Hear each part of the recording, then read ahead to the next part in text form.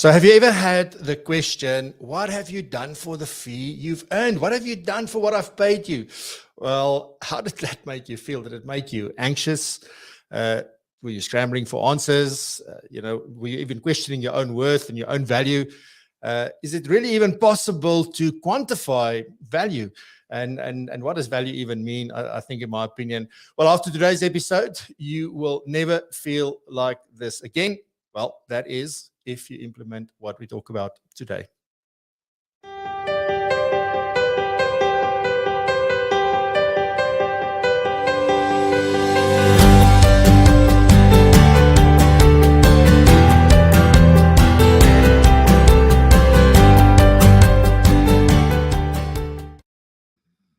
Good morning. Welcome back to another episode. This is episode 10 of season 3, and my special guest this morning is Edden Kift. He is the head of business solutions at Portfoliometrix, and really looking forward to be chatting to him. We are going to get into what the value, how you demonstrate your value, and I think I want to try and get an answer out of him about how do we even define and quantify value, and if it's even possible. And there's been some interesting things that surveys that's been done.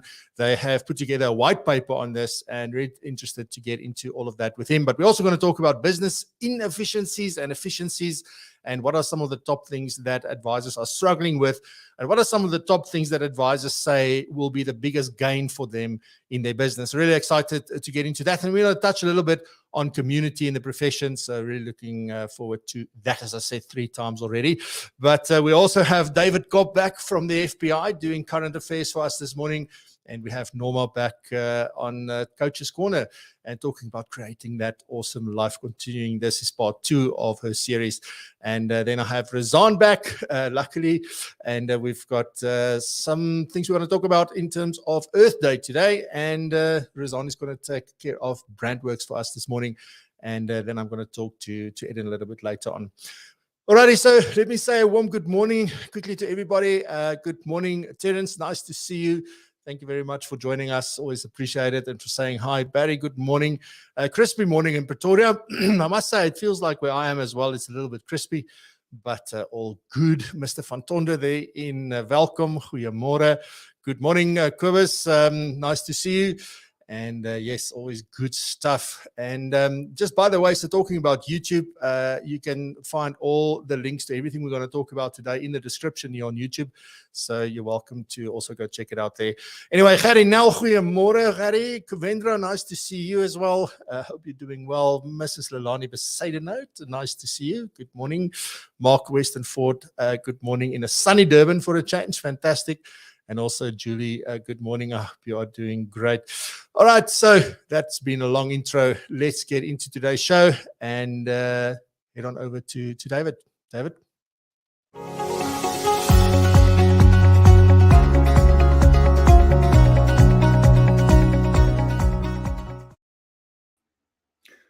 Good morning, everyone. And for those watching the recording later, good afternoon and good evening too.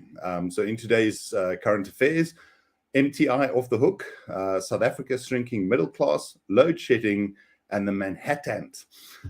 So as reported on moneyweb.co.za, FSCA has agreed to waive the 50 million admin penalty on MTI.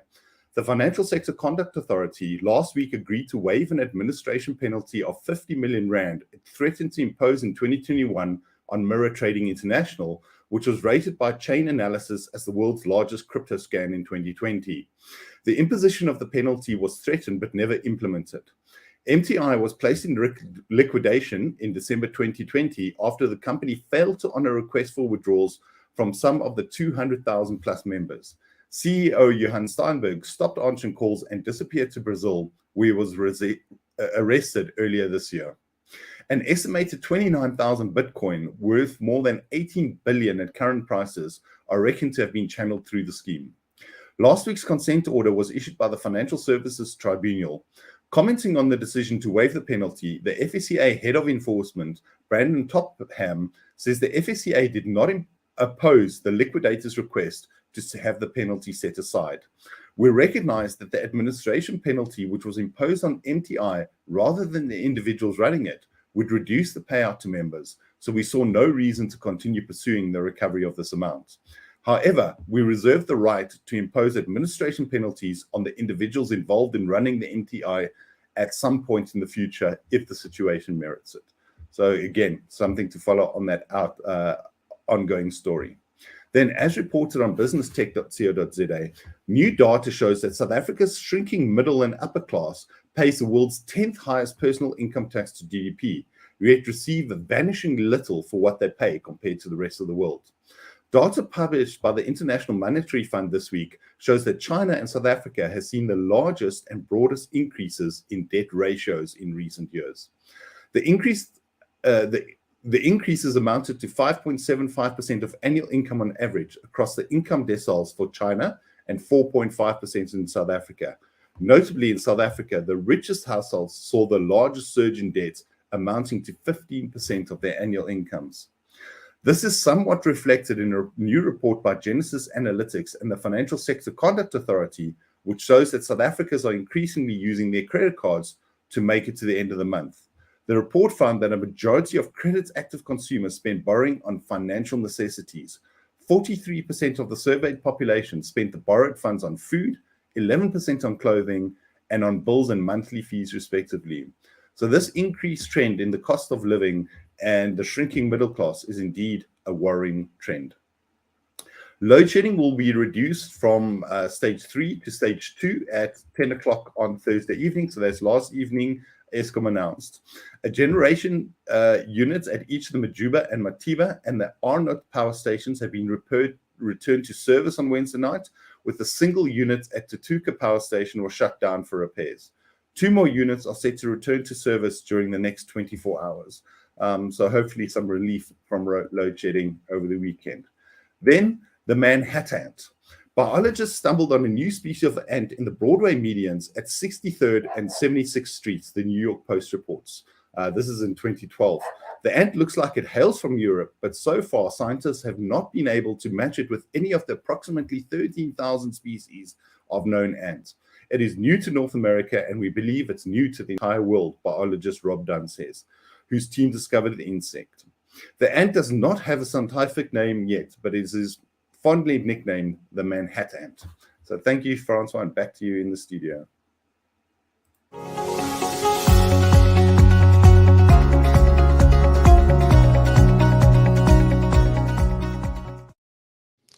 Thank you. And next up, we have Norma, and as I said, continues her discussion on continues her discussion on creating an amazing life. And let's hear what's up next with Norma.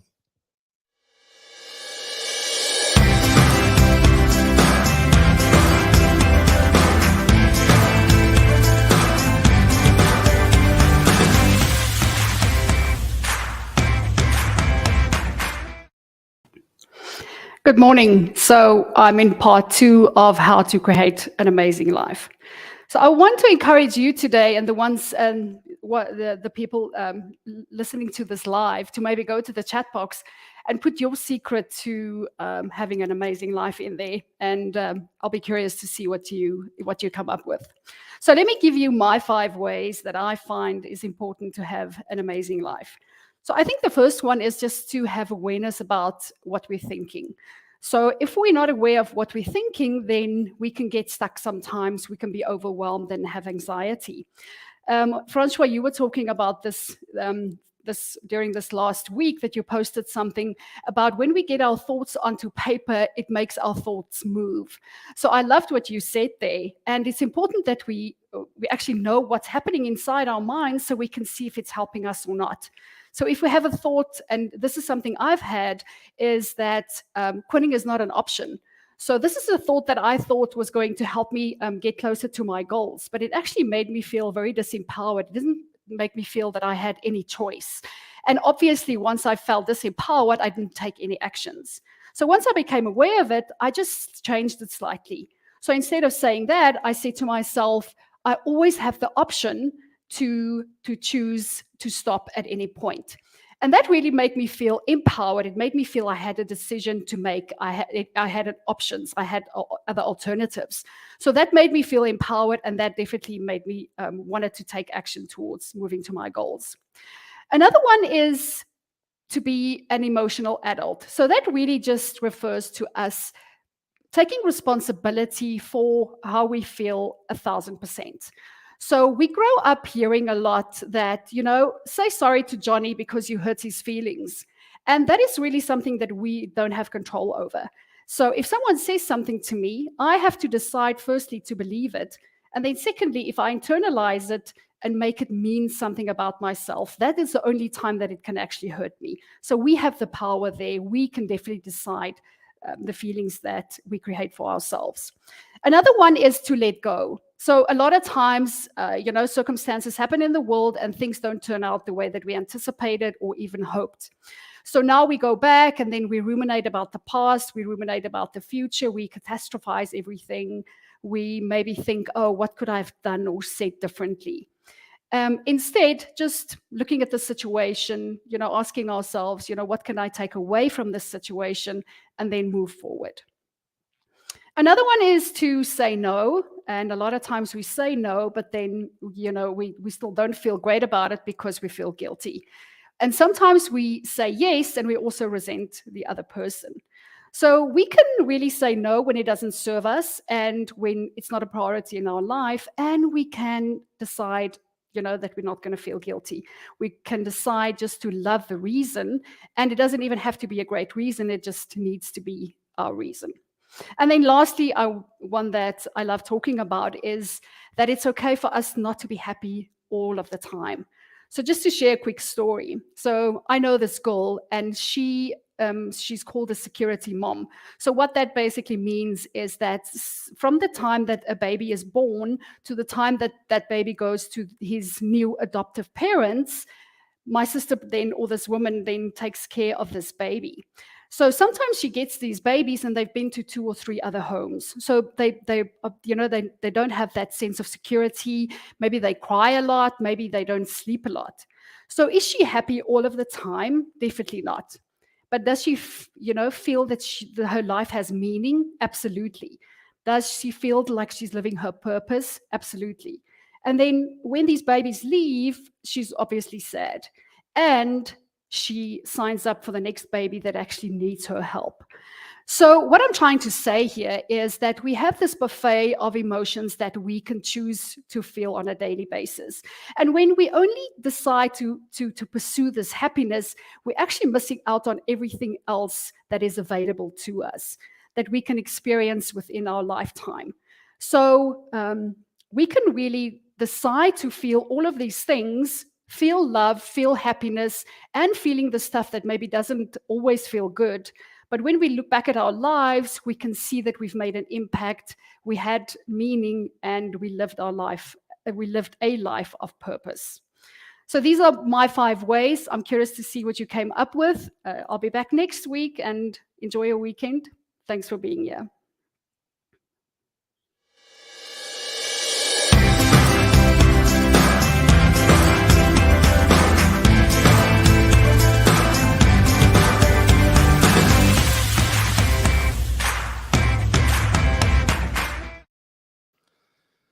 Next up, we've got Razan, and Razan is going to talk a little bit about, I don't know if you know, but today's International Earth Day. Hope I've got that right. But it is International Earth Day, and she is going to share some interesting tips with us this morning, as well as how technology can help us be gentler on the earth. I hope that I sort of laid that foundation correctly this morning. But Razan, over to you.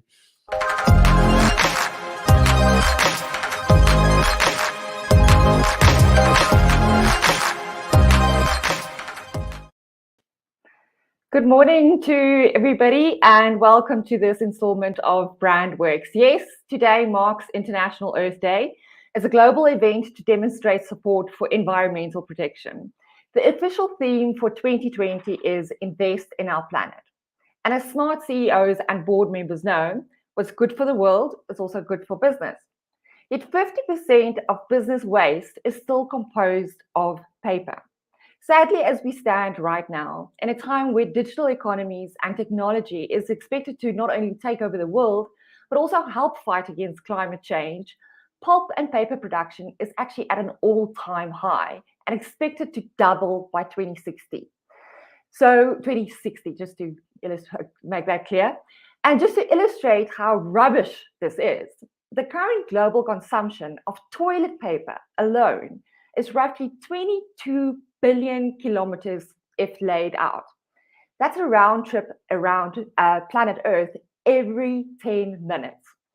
So the next time you're using your water closet, also use that time to think about Earth Day and the strategies that you can implement in your business for a greener footprint. Think about all of the business cards, brochures, documents, folders, the notes, the endless paper products that we produce to market and operate our businesses, and think what you can do to digitize and put out better strategies in terms of getting that types of content out. So to get you started, here are my top 3 tips. Number 1, use the internet, not trees. It takes twice the energy to produce paper than it takes to produce a plastic bag. Paper also involves cutting down trees, and deforestation is one of the main environmental problems we're facing today still. 42% of all global wood harvest is used to make paper. So what can you do? Go more paperless. Store your documents digitally. Go cloud-based. Use digital formats for brochures and business cards. Use video to make easy explainer content alongside digital copies of long-winded instructions. Also make use of e-signing and QR code technology. We've seen lovely, proudly paperless watermarks added into signatures, which really in turn educates your clients as well that you're proudly paperless. Use messaging applications and email instead of paper, and take advantage of technologies like our tablets, our computers, and our smartphones to keep your files and notes sorted. Number 2, if you do need to print, less is more. Pulp and paper is the 3rd largest industrial polluter, and chlorine-based bleaches used during the production of paper releases toxic materials that ends up in our water, our air, and our soil. What can you do? First, find sustainably sourced paper and insist on processed chlorine-free paper materials. Also use thinner paper and use both sides of the page when you print. Reuse your one-sided prints as well, and you can also bind these together to make a notebook. And with a little bit of creativity, you can even use these notebooks as corporate gifts, and at the same time educate your clients and showing your support for a more sustainable corporate environment. And then number 3, recycle your paper waste. The rule of thumb, put trash in its place. When paper is not recycled, 80% of it ends up in our landfills. And when paper rots, it emits methane gas, which is 25 times more toxic than CO2.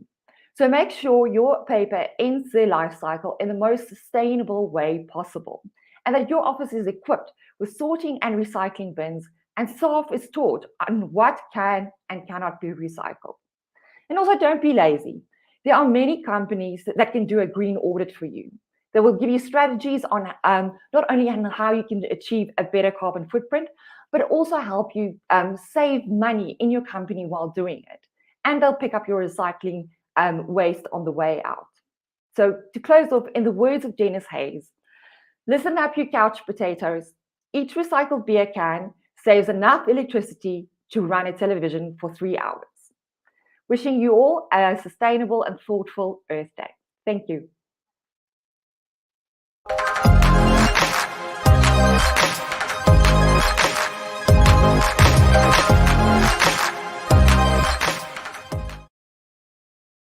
One of the things I did not know was I thought paper was quite organic and, would decompose very well on its own. I did not know about the methane gas that's being released as a result. So thank you for those tips. There was also a link which I'll put in the description after the show where there's also some more tips on how you can assist with Earth Day. All right, so just quickly some announcements as we usually do before we get into the main section. This is quite important, but just from my end, to every single person that have subscribed to the channel. I just want to say thank you very much. As you know, we have reached 1,000. We're on 1,016 subscribers at the moment. Just a big thank you to everybody that has taken the time to do so. And we trust that you're getting value from this. So if you haven't subscribed yet, then kindly hit the subscribe button here on YouTube. And don't worry about the other places. We can do a lot more here on YouTube, although we do broadcast to other platforms as well. Our main platform is the channel right here. And there's also more interesting content coming in the next week or two. So be sure to be notified when that happens. Righty, so that's it for YouTube. But thank you very much. Please go and subscribe. And also like this episode because it helps us get the message out there as well. So if you enjoyed today and you find value, please hit that like button. We really appreciate it. Then secondly, just if you want, you can join the WhatsApp notification squad. And all that is, it's just a WhatsApp group. It's one directional, so it's only myself that can post. So don't worry, we won't spam you and nobody else. You don't have to listen to all the thank yous and all sorts of jokes that people want to post because it's only myself that can do that. So you can go to propulsion.co.za/WhatsApp. If you don't receive any WhatsApps from us at this point, you can also leave the group at any time. So that puts all the power back in your hands. So please do that. Then the other thing, then quickly, excuse me, the Global Financial Planning Conference is now less than a month away, the 17th and 18th of May. Tickets are 290 Rand a ticket. And please, if you haven't gotten your ticket yet, please go and purchase one. Propulsion Pro members, remember, you're going to get one as part of your membership. But please go and do that. And we can't wait to see you there. We've got some phenomenal talks coming up from both South Africa and the UK. Remember, it's a Global Financial Planning Conference. I'm really excited for that. And this morning, I am extremely excited to announce our very first sponsor. They were first out of the blocks, and they were the first sponsor to come on board. And we are extremely grateful for that. So I just want to sort of say thank you to Old Mutual Wealth. Wealth means different things to different people, and how your clients use their wealth to define their world is unique to them. Some clients have more complex needs than others. At Old Mutual Wealth, we offer no generalist solutions. We provide you with a number of specialist capabilities geared to creating a unique experience for your clients, putting their needs first and delivering an uncompromised service. Visit Old Mutual Wealth for more information. Take your wealth further. So thank you very much, Old Mutual Wealth. Donnie and Sandra and Yvonne, thank you very much for your input. We really appreciate it and for supporting what it is that we're trying to achieve. And we've got 4 other sponsors that we will announce in the next show. But I'm really excited for the sponsors that came on board, and thank you very much for that.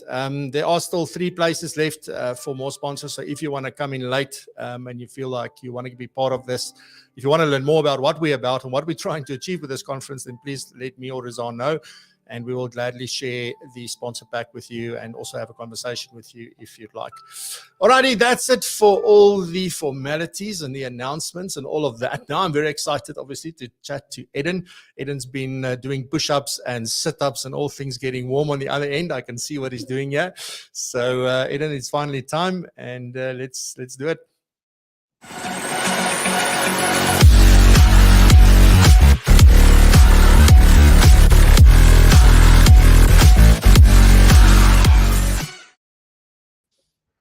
Morning, Francois. How are you? Very well, and you? Awesome, thank you.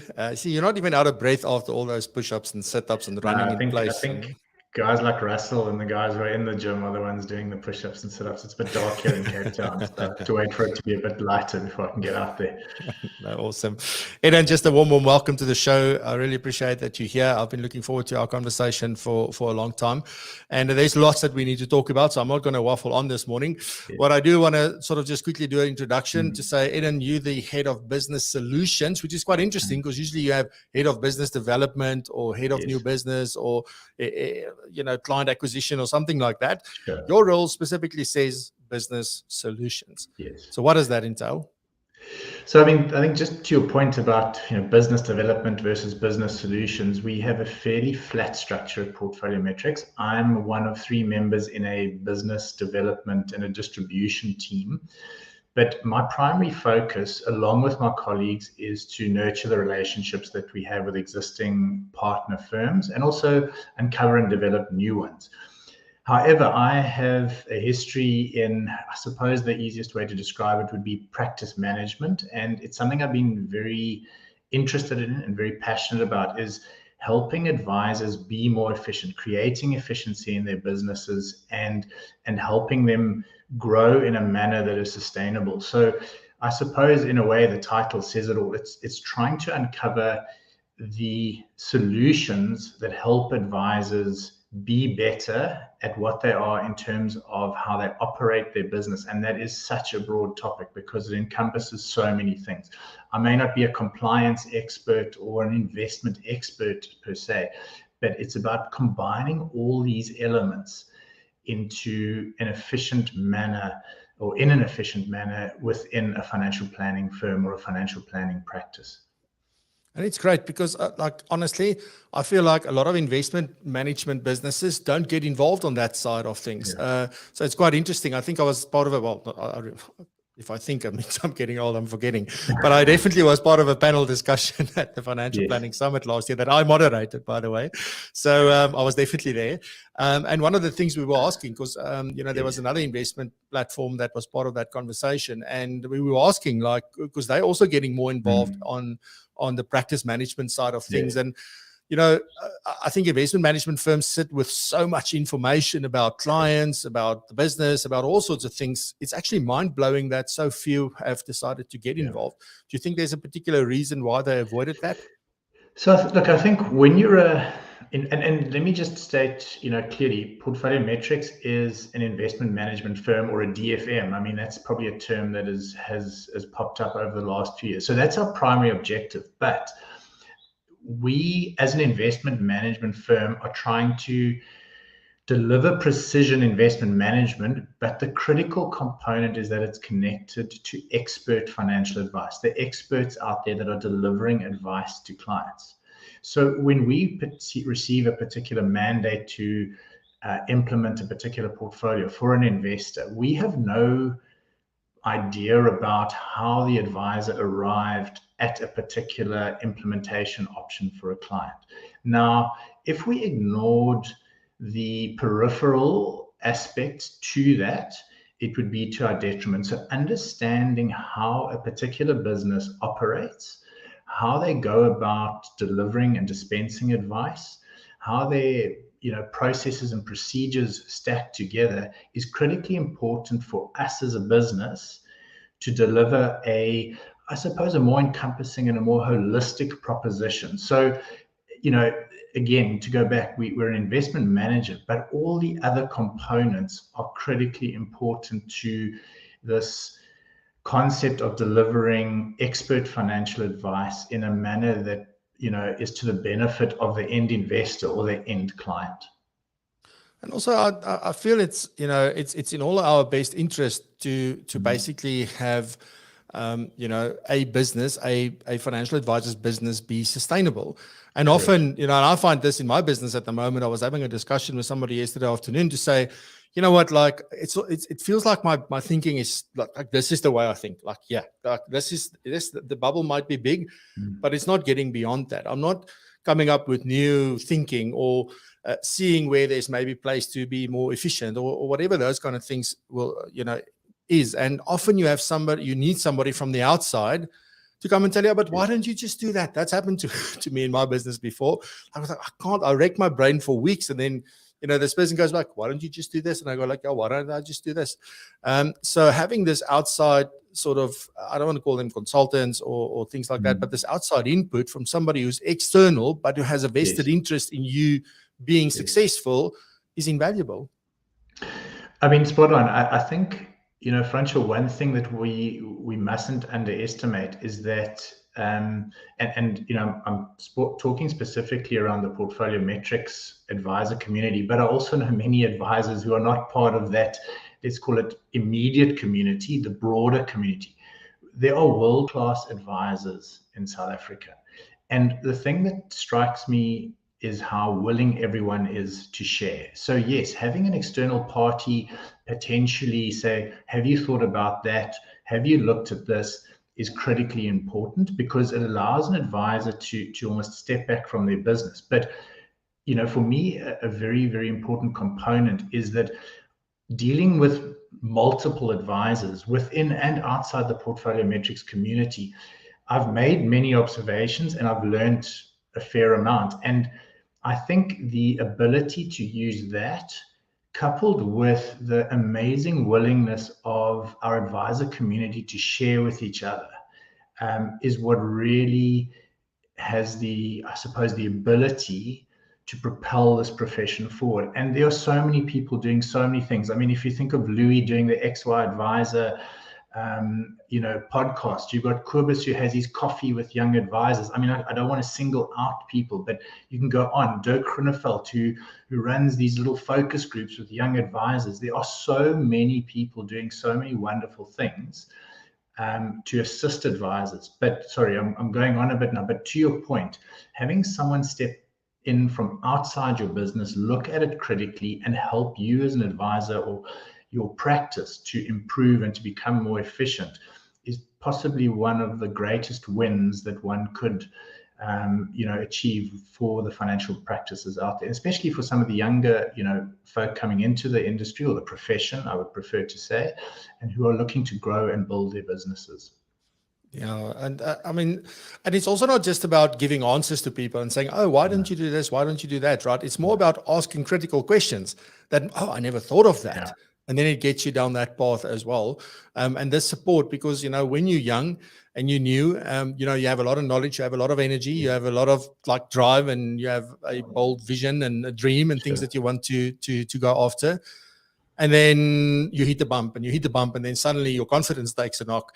So having somebody that you can check in with and talk with. In our business, what we're starting up is called a board of advisors. So this is outside people. It's got nothing to do with what we do in our business. They're not part of the business. They are not like anything. So they actually do what they do and we do what we do. And they are from different areas. It's not only from financial services, because I feel there's a lot of value in learning from how others do it from other places. And also, I believe a lot of the things that our clients are going to start asking from us is going to come from what they experience in other areas of the economy. So they will experience a new service or an app or something and say, but why don't financial services do this as well? Francois, I can probably mention something that I experienced a number of years ago, and you spoke of this concept of a board. And it was a suggestion I made and in fact, I'd run 2 or 3 of these, or helped run 2 of these at financial planning business advisory boards. And in brief, what it entailed was getting together 8 to 12 of a firm's clients, preferably with quite a varying skill set, age, demographic. So you perhaps have an entrepreneur, a widow, a plumber, I suppose that is an entrepreneur. You have someone who may have been a corporate executive, and you get them together around a table and you pose your challenges and the things you're grappling with to these trusted clients, and you bring them closer to your business. And as I said, I chaired 2 of these a number of years ago as a third party, because it required sort of a third party influence on it. The value that those advice firms achieved through having their very own board, it was incredible. What it did do, it ensured they didn't go down the path of developing things and doing things that clearly clients were not interested in, but it also highlighted the areas that clients valued. It also highlighted the gaps that advisory practices or firms may have had in their service offerings. So bringing your clients closer to your business, asking them, and I know this sounds crazy, it's free advice. So, use your clients to develop and propel your business forward. That's spot on. I want to get into the value of advice, which is quite an important topic, and which is really the main topic for today. And it's something that I've spoken a lot about on the show. I've spoken at with different FSPs. I had this discussion around this that talks about this. I know this is a very important thing. And as I said right at the beginning, has it ever happened, like somebody asks you, like, what have you done for this fee that you earned? And that's one thing that I'm also sort of been professing, because I realized this when a client, or it was actually my dad, said, geez, but I paid that amount of money, like why?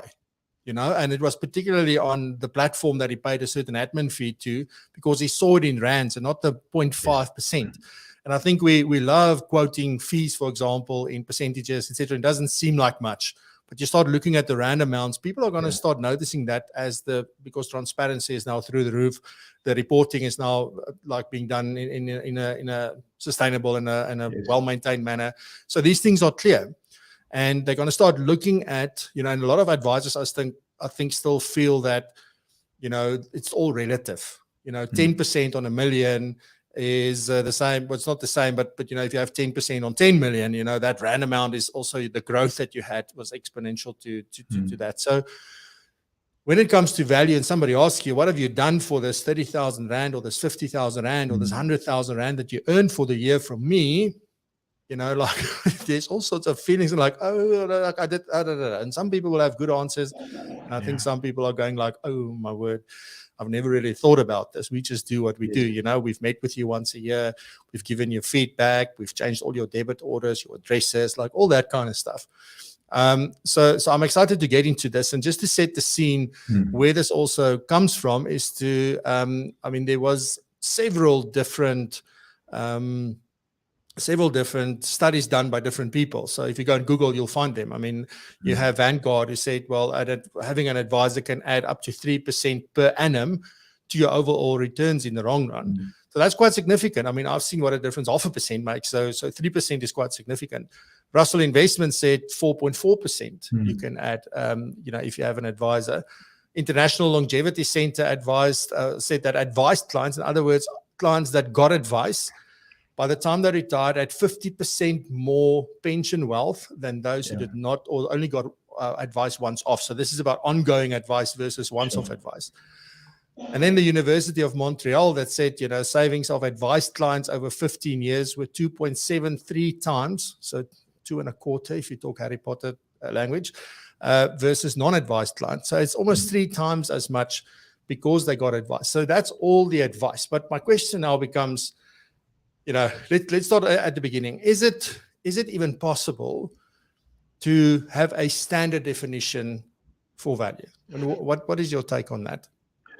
So, in a short answer, I would say no. I don't think there is a standard definition, because value means different things to different people. It's how I perceive it. So take, for example, something like an artwork. My wife loves art. We walk into an art studio and she says, oh, this looks amazing. What do you think? And I go, no, I don't really see much. There's no value in it, optical or, perceived value for me. So there you have a fantastic artist with a fantastic artwork, apparently, and we perceive it differently. So, I'm not a practicing financial advisor, although I do have my CFP designation, but I employ a financial advisor. And going through that process with the advisor, it took me a few years to almost have that aha moment and being able to articulate in my own words how I saw the value of what I'd experienced with that advisor. And the interesting thing for me, and I'm different to the next person and to you and to the next person, but the overriding and overarching theme that kept coming up is I have peace of mind and my affairs are in expert hands, and I have complete confidence that they have my best interests at heart. That to me is value. Now, I haven't looked at money. Yes, I'm paying them a fee. But what I'm getting is being able to sleep peacefully at night. So there's a value concept there.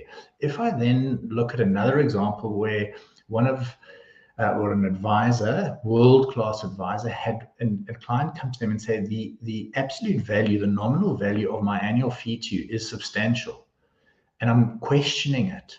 The advisor then went and did a detailed exercise, which turned into an 11-page document of the value they had added, but they'd quantified it, not quite cents, but in rands. And if you saw how this particular client's situation and affairs were structured and the savings that had happened, it far outweighed that annual fee for years and years and years. And the client sat back and said, okay, I get it. Thank you. I'm happy. And I can tell you it was a substantial annual fee. So there are two different stories about how people have, I suppose, perceived advice and the value for advice.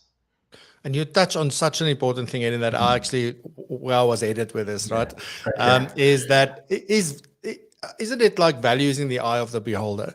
Is it that it's up to us to lead the person until they get to where you were? You realize, like, well, I can intrinsically trust this person.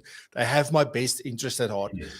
That for you was the value, because that trust gave you peace of mind. It said, yes, come whatever I may, I can rest assured that this oak isn't going anywhere, Yes. and that they will look after me properly. So does that then mean, as I said, like value is different from everybody's own vantage point? And then, if that is so, how do we lead them maybe down that path to say, well, because if something is it about understanding what's important to them and then sort of highlighting that that's exactly what you deliver to them?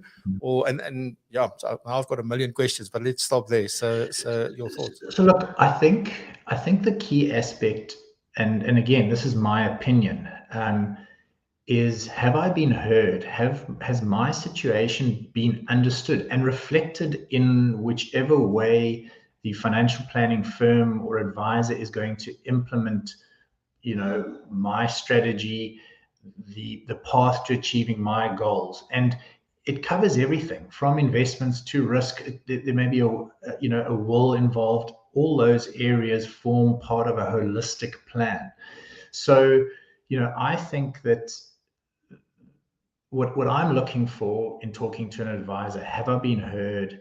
Have they been able to use their skill and expertise to interpret my desires, my goals, my objectives into a financial plan or into some sort of structure that I can look at and go, they've got me, they're walking this path with me, I'm in good hands. That's simply, for me, what is critical. And I think related to that is therefore, what is important when trying to uncover those things? It's empathy, it's asking the right questions, it's understanding goals. Yes, there may be a product at the end of it or an investment at the end of it, but we're in a relationship.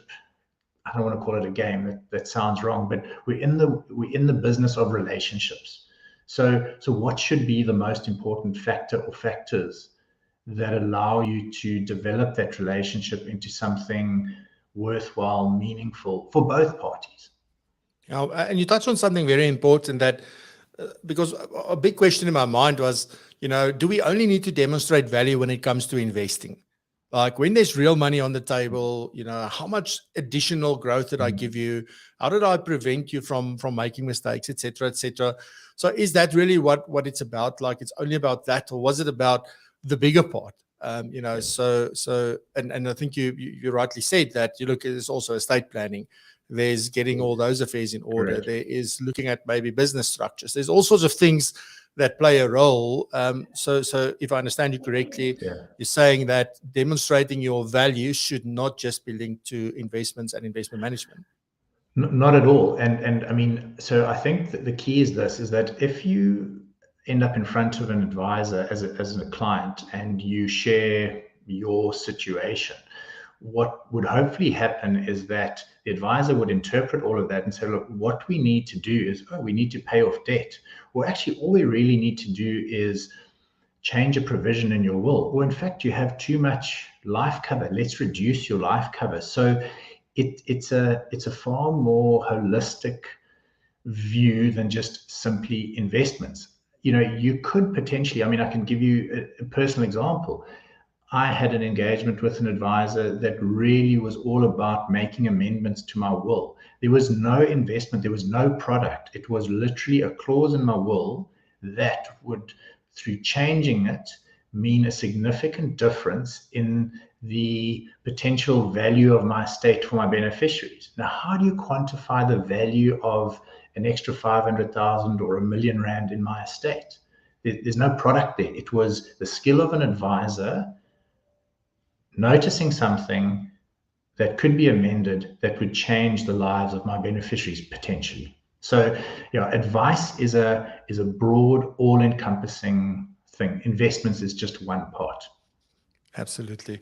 So, and sort of early on, I shared all these different studies that were done and things that were like sort of that the different investment houses are saying.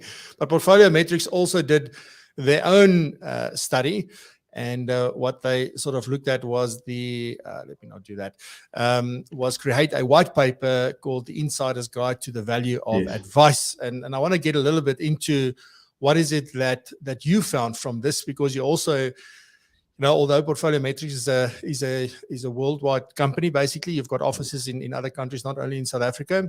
But you involved some financial advisors and young financial advisors, which I think is absolutely critical for to get more of a balanced view, if you will. So let's talk a little bit about this. I did actually last night put the links down below. For some reason, it's not showing in the description. I'll put it there again once the show finishes. So you will be able to download this as well as the other document we are going to talk about. But let's get into this one quickly. So, I mean, what were some of the top findings for you on this? Because like something had to stand out, and what was that? Yes. So I think the first thing is there is value in advice. I mean, it may sound obvious, but I think in trying to understand what advisors felt was important. And let's just be clear that this was a sort of a paper that was based on feedback from advisors. So I think it would be quite useful, and that may be something we want to do, is to look at the end client and try and understand it from their point of view. But the overwhelming, I suppose, areas in which advisors felt the importance lay were around soft skills and building the financial plan. So the soft skills, that were critically important were things like empathy. I mentioned that earlier. Understanding a client's life goals, providing peace of mind. And the other thing was simplicity. I mean, jeepers, we live in a very complicated world at times. Clients want simplicity, yes, and I say this with the utmost respect. We have the engineers and we have the accountants that may require a few more numbers and a bit more detail, but simplicity is something that is critically important when dealing with clients, and also developing a very personal financial plan. So the areas that were of importance lay more with, I suppose, relationship building, engagement with the client that would be sitting opposite an advisor. Those were the key areas. And I think something that is becoming more and more important and is this idea of behavioral coaching. So many clients may not feel like they want to be coached by an advisor, but an advisor's ability and the skill to be able to guide clients through difficult times. I mean, think about what we've been through in the last few years. We've spoken about floods in Durban, COVID, the war in Ukraine. These are times in which our brains are being bombarded by information. How do we make sense of it all? So having advisors holding a client's hand, helping them from a behavioral aspect, through empathy, through understanding, and through the transitions in life is critical. And I think that's the important thing. When you build a financial plan, you're building it now, today, but things are moving quickly. What are the key transitions, planned or unplanned, that a client may go through during the course of the relationship with the advisor? And what are the areas that will benefit the client most in navigating those life transitions? Yeah, and it is about I think keeping it simple. And it is. Yes. I mean, as you say, not taking away from anybody with extreme skills and expertise and things, but that is also where the extreme skills and expertise lie. It's for us to understand the complexities and the things. It's not to make it to show, it's almost like I always say, like, can a doctor just talk to me in English? I don't even understand English, but it'll help, So it's the same with us. We shouldn't try and demonstrate how well qualified and how well versed we are in this topic and then make the client feel like, oh, I can't take part in this conversation. So I think that's absolutely critical. Another question is then, like, listening to everything that we've spoken about, like, some people say we can quantify value. Other people is more like, but it's more what it means to me. So I can't really I just know it's important to me. So is value then an objective or a subjective thing, or is it only about justifying our fees? Look, I certainly don't think it's about justifying fees. I think it's about adding value. That to me is the critical part. And I think if we go back to some of the earlier discussion, there's a very objective element to it. In terms of, well, am I adding value? But the subjective experience of it. So how I experience the value added versus the next person versus the next person. I think that to me is critical. So the question is, am I adding value? And I'm sure all the advisors that are on this call, the ones we deal with, they most certainly add value. But yes, the way it is experienced and interpreted by a client is what will, I suppose, really drive home the importance and the degree of the value. Yeah. No, I fully agree with that, and I sometimes wish that there's things that we talk about on the show that I don't agree with, but I think that's the thing. I think we're attracting all of the people with the same beliefs and the same sort of thing. So I need to go look for people where I can disagree with, but it's so important. And I think one thing I believe in very strongly, Edden, is principles. So you got to follow the principles, and I also believe that all these principles have been figured out over the years. It's not that we have to go and listen and try and come up with something weird and wonderful. There's certain business principles, there's certain financial advice principles, there's investment management principles, there is just caring about your client kind of principles and client experience principles. And those things hold true. How we apply it in different scenarios, be it virtual or in person or excuse me, or during a pandemic or whatever happens, that is something that one then adjusts to, but the principle will always remain the same. So how can financial advisors demonstrate advice, the value of their advice, from a practical point of view? So I think for me, one of the greatest value adds an advisor can deliver is asking the right questions. And if you really think about it, if I were an advisor and a client sat down in front of me who I potentially know very little or nothing about, how am I going to be able to, in future discussions, be able to deliver meaningful, valuable advice by asking questions? So if we, as an advisor profession, don't ask the right questions, it leads to potentially substandard advice. So for me, the thing is asking the right questions. And the old adage, we have one mouth and two ears. So spend a lot of time listening. Try and extract from clients why they've come to you, what they're trying to achieve. And there are a number of studies that also say it takes multiple meetings as the trust grows for clients to open up more and more and more about themselves. I mean, talking to a potential stranger, in most situations are not going to divulge every secret, every desire, every thought that you have about your own situation. So I think something that makes it very difficult, if I were going out today to buy a car, I could walk in, and I know we wouldn't do it, but if I had a briefcase with my cash in it and I walked into a dealership and I said, that's the price of the car, here's the money, they give me the car, drive out, there's an immediate exchange of value.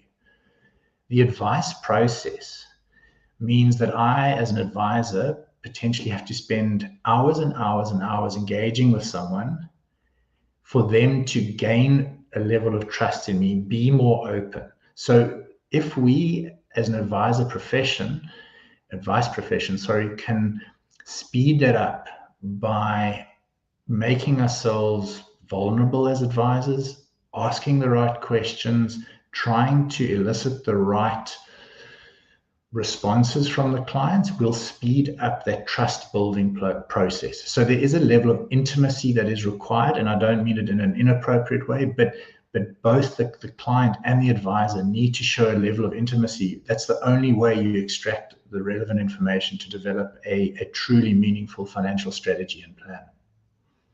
Awesome. As I said, the link to download the Value of Advice white paper from Portfoliometrix is down in the description below as we speak. I hope it's saved. I did added now as we were speaking. So you can go and download it there. And then, yeah, so that's, I mean, this whole thing around value is such a wide conversation. I can have 3 more hours of this conversation with you, and I probably would want to. So I'll chat to you when we're done with the show. But the other thing, you know, to really, I think, extract value or to create value or to deliver value comes also down then to business efficiency. You know, and yeah, unfortunately we only have 5 minutes left, but I want to quickly touch on this because Michael Kitches did a study as well, which sort of got this thing started. I think you put this document together. And I mean, there were some certain things that he highlighted, that there's certain things that advisors said that these would be the biggest gains for them. And these are, you know, the 5 biggest challenges, basically. So what were those? So what we did was we used a survey amongst advisors, and I think that the catalyst for it was the fact that so little time is spent on client-focused activities, and in fact in client meetings, and that's what the Michael Kitces paper and survey sort of highlighted. And through our own survey in this business efficiency paper, the top 5 areas that advisors desired improvements and efficiency gains revolved around business scalability. So how do I grow my business without necessarily adding more and more staff? And then a big one, Francois, that comes up all the time is the preparation of review reports. I could spend an hour talking to you about the situations I've observed, but that building of even a proposal report, but review report. Acquiring new clients was another area, and then tech frustrations. That's a whole sort of topic on its own. So those are areas in which, you know, advisors felt they could be more efficient. But the areas that they felt they had the greatest concerns was developing a young client model. So we know about sort of the various generations and dealing with various generations. So that is an area that is of concern to advisors. Compliance. So the formalities, always a concern. Unprofitable clients. Again, I could tell you stories about unprofitable clients and where advice firms have a more than 50% level of non-profitable clients. You cannot operate a business like that and be sustainable. And then I think 2 other key areas, and we're seeing this more and more, is how do I find and attract quality people into my business? And then finally, another great concern is succession. You know, we know what the demographic of the profession looks like, but how do advisors, either through planned succession or even the unplanned stuff, we're aware of, you know, situations where there has been unplanned succession through an advisor passing away and the complexities around that. So, you know, as I said, there is a short paper on it, but those were very briefly in the time we had left, just some of the areas that efficiency is lacking, and potentially some of the areas of concern that advisors are feeling. Yeah, it's a very interesting guide that you've written there, and it is, what I like is there's research, and then there's your own research, and then you bring all of this together. So, well, does this hold true for our advisors here in South Africa, or probably your client base as well? So very interesting and a very good one. So that's also linked down below in the description on the YouTube channel. So if you want to download, it's called the Business Efficiency Guide. So you can then find the link there to go and download it. And I mean, very early on in this discussion, we just briefly touched on Portfoliometrix. And, you know, one of the things that really stood out for me, and I heard this when you were on Louis' podcast as well, is this thing that you're looking to connect expert financial advice with precision investment management. I mean, that's a bold statement, and it's a great thing. It's something that gives me a bit of goosebumps, I must admit. So, I mean, if people want to get hold of you and talk more and listen and find out from you how you actually do this and what it can mean in their businesses, where can people get hold of you? So I'm on LinkedIn. That's probably an easy one. And then, you know, email is also very easy. So it's my name, Edden.Kift, K-I-F-T. So Edden.Kift@portfoliometrix.com. And I'd be very happy to have conversations. I love talking about these things to advisors. So I'd happily speak to whoever would like to have a chat. Awesome stuff. Edden, just from my side, thank you very much for your time. It was an interesting conversation and something that I definitely want to continue. I've got loads more other things that I want to talk to you about, but I will chat to you after the show. So thank you very much for your time. Have a fantastic weekend. And thank you, we'll chat soon. Francois.